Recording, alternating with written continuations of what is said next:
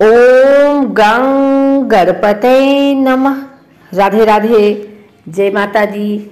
आइए सुनते हैं चौथ माता की कहानी। एक सेठ सेठानी थे, उनके एक बेटा और बहू थे।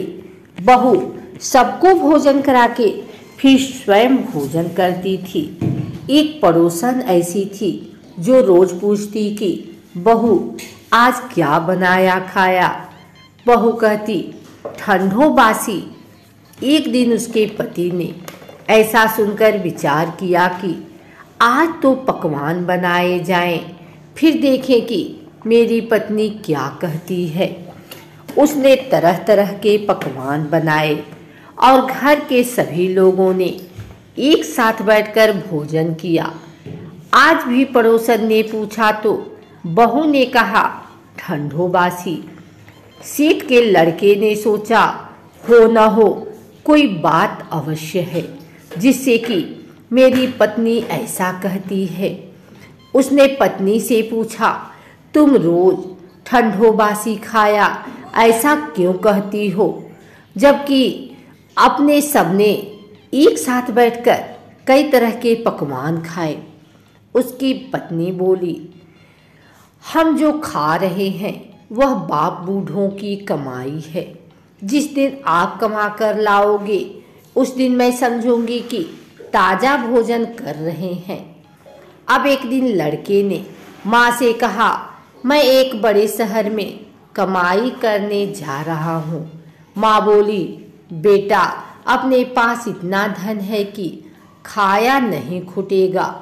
माँ के मना करने पर भी बेटे ने स्वयं कमाने का दृढ़ निश्चय कर लिया और जाते समय पत्नी ने कहा मैं जब तक कमाकर बहुत सा धन लेकर ना आऊं तुम चूल्हे की आग मत बुझने देना। एक दिन चूल्हे की आग बुझ गई तो वह मन ही मन घबराने लगी, कहीं मेरे पति पर संकट तो नहीं आन पड़ा। जल्दी से पड़ोस में आग लेकर आई, चूल्हे में रख दूं और विचार करके पड़ोस में गई।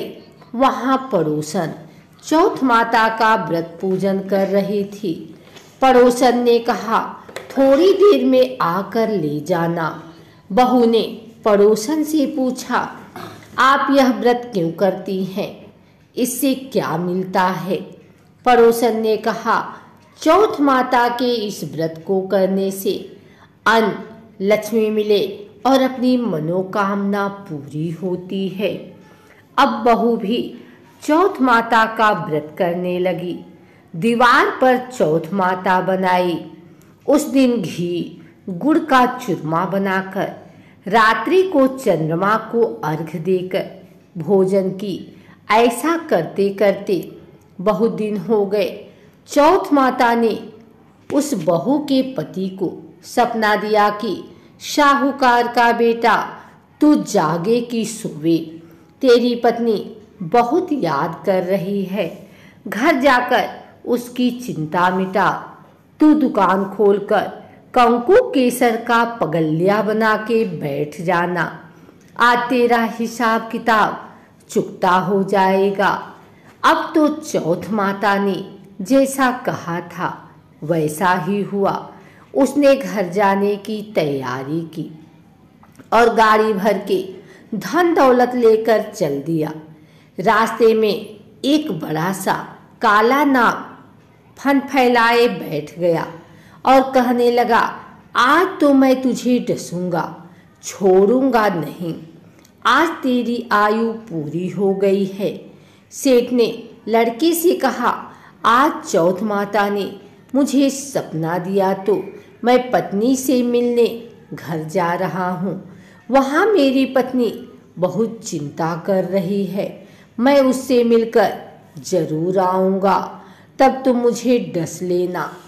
नाग ने कहा तुम शपथ पूर्वक कहकर जाओ तो मैं तुम्हें जाने दूंगा, परंतु लौट कर नहीं आए तो तुम्हारे घर आकर मैं तुम्हें डस लूँगा।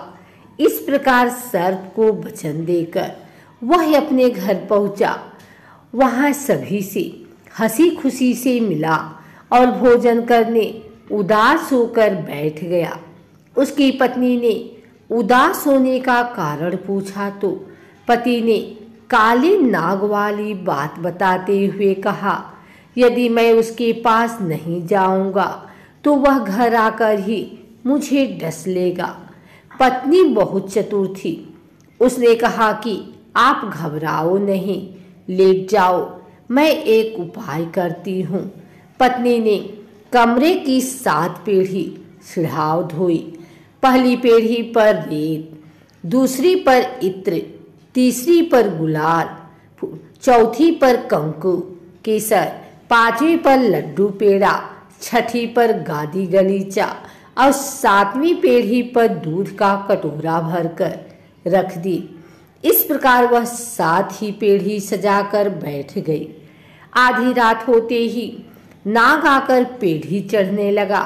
पहली पीढ़ी पर रेत में लौट गया और कहने लगा कि सेठ की बहू ने आराम तो बहुत दिया, पर वचनों से बदकर आया हूँ, सो डसूंगा अवश्य ही।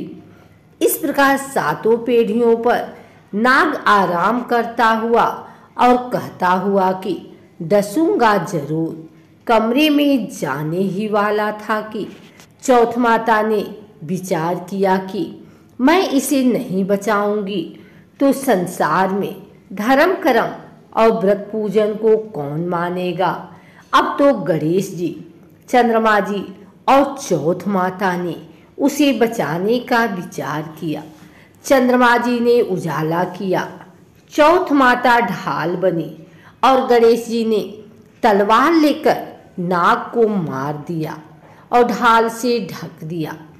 अब बहू भी थकी हारी सो गई। दिन उगा तो लोग बेटे से मिलने आए, परंतु बेटा बहू तो उठे ही नहीं थे। बहुत देर हो गई तो माँ उन्हें उठाने गई। माँ ने 7 पीढ़ियों पर जो कुछ देखा तो बहुत घबराई और बेटा बहू को आवाज लगाई। बेटा बहू उठे तो देखा कि एक ढाल तलवार वहां पड़ी है। अब ढाल उठाई तो वही काला नाग मरा हुआ पड़ा है। बेटा बहू ने सोचा कि आज तो धर्म कर्म ही आड़े आए, जो भगवान गणेश जी और चौथ माता ने अपनी रक्षा की। हे चौथ माता, आपने जैसे सेठ के बेटे बहू की रक्षा की, वैसी सबकी रक्षा कीजिए। बोलो चौथ माता की जय।